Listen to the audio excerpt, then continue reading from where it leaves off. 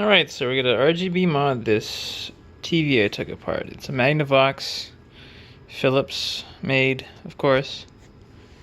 So you've got the Philips tube, a whole lot of good stuff. Philips tuner, probably a Philips flyback. But, yeah, so I looked at the circuitry a little bit, and I think I know what's going on. So, where do we start? I guess we start from the beginning. Of course, you have your RF signal going to the tuner, which goes into the NTSC chip, and then it loops back out into itself. So let's start with that. From that point, it gets interesting. So, of course, if we're going to RGB mod it, we need to put a sink somewhere, a composite sink. You could just pipe it through into the video input chip, input pin of the chip, which is what I do. So that would be pin 52. That's out of the chip. And it kind of loops back into itself. You got like a resistor here. You got this box, which I just assume is an inductor. And that has a bunch of shit going on, but you don't care about that. It just goes into a transistor. 9 volts. And output to test point 1 video.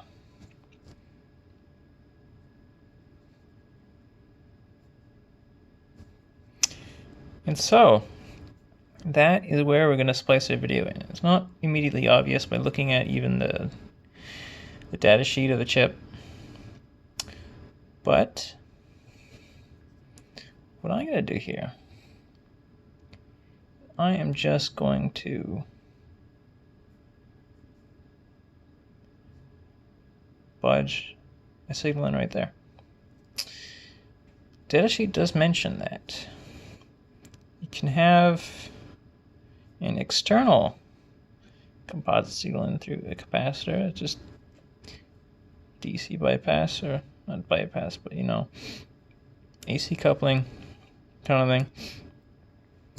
And you have a switch, and that outputs right to that transistor there. It's the same one. And that is your video output. And that is just from there. These two. So you see, it should be simple. You should just be able to cut a trace or lift something. I don't know if I want to lift the base of the transistor. Maybe just cut the trace and then splice it in, solder to the leg of the thing. A capacitor, and then just connect our composite input. And we're going to test it with composite video to make sure everything's right. It's syncing, and you should be able to hear it syncing, but we're going to pipe video in and see if we see anything. It should work, because the way this thing works is, you know, the tuner doesn't do much. Well, it does the tuning part of it. It gets controlled probably by the microcontroller over there. And you know, the video gets decoded by this guy. And then there's some circuitry and stuff everywhere. And then it goes back into itself, and then it spits out RGB, and that goes to the tube eventually. And so what we want to do, use that for sync. For the RGB, what's going on is you've got the MCU, that chip there, and you've got your 3 lines going into, like, I don't know how many pins are going on there, but you got your mux that decodes it, the RGB, whatever that calculates. You got 3 pins there, and those go through inductors as filtering or whatever, and then that goes to your NTSC chip, the same chip that's from, and that whole circuit. Yeah, this is for your RGB. Of course, there's also a blanking pin. I don't remember what's going on with this one, but it's probably got some diodes stuff here. I don't know what they do. There's like a voltage here. There's going to be like resistor, another voltage there. Something like that, but we can just ignore all that.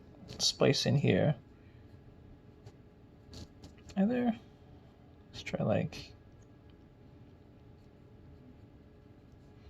these are 9-volt supply. Let's try a resistor. Or alternatively, maybe ground works. Just try a small resistor to ground and see whatever happens. We can also probe it with the scope and see what happens when the OSD is on. You should be able to, when it's off, you should be able to tell, like, whether it's at a voltage potential or it's at 0. You can even test it with a multimeter, which I might do. Should be easy to probe, right? This blanking pin, just tack on like one of these guys, these little probes. Stick it in something. Yeah, we'll see. We'll do some more digging and figure this out.